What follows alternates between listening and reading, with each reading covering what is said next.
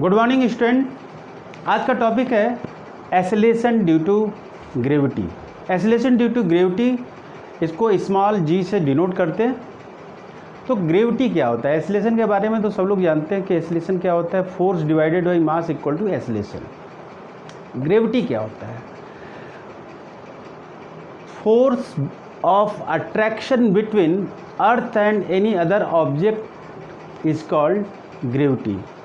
किसी ऑब्जेक्ट और अर्थ के बीच में जो फोर्स ऑफ अट्रैक्शन होता है उसको बोलते हैं ग्रेविटी। और जैसे किसी ऑब्जेक्ट को हम छोड़ दें, किसी भी ऑब्जेक्ट को जो सम हाइट से छोड़ें तो उसका फ्री फॉल होने लगता है और वो डाउनवर्ड डायरेक्शन में जाता है।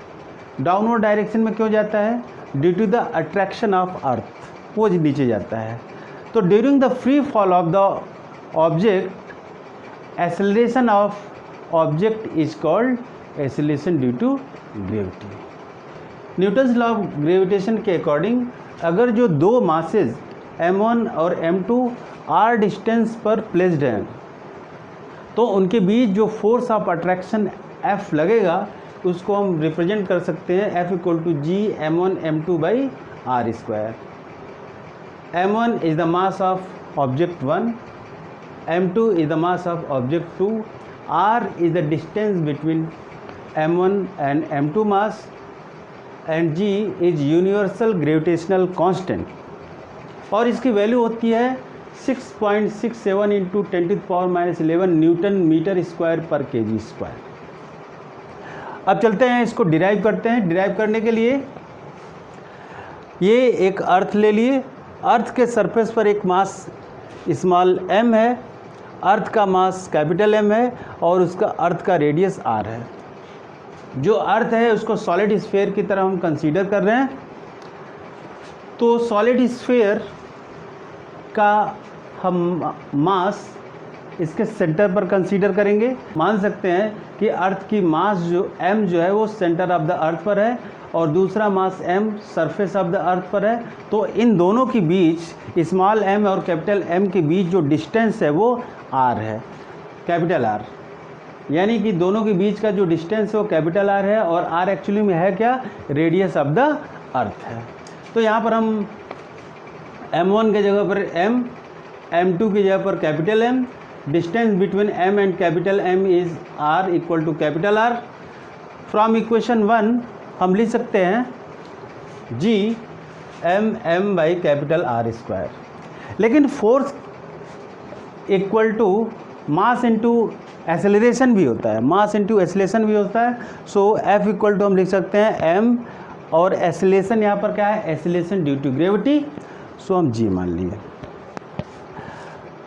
इक्वेशन 2 और 3 को हम इक्वेट करेंगे। ये इक्वेशन 2 है और ये इक्वेशन 3 है, इसको इक्वेट किए तो यहाँ पर लेफ्ट साइड में mg रख दिए, राइट साइड में जी m कैपिटल M अपन R स्क्वायर। m से m कैंसिल हो जाएगा और g इक्वल टू आ जाएगा capital G m by R square. So we have derive g equal to gm by R square where m is mass of planet, here planet is earth, r is radius of planet, here planet is earth. The value of m is 6 into 10⁻24 kg and the value of r is 6400 kilometer.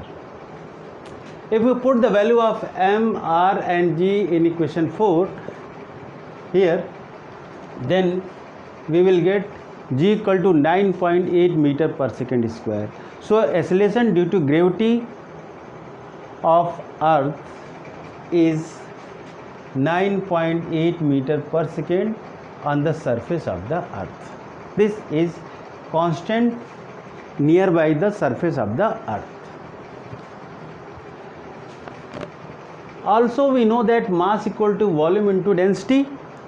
Mass equal to volume into density, the value of volume is 4/3 pi rq and density is rho.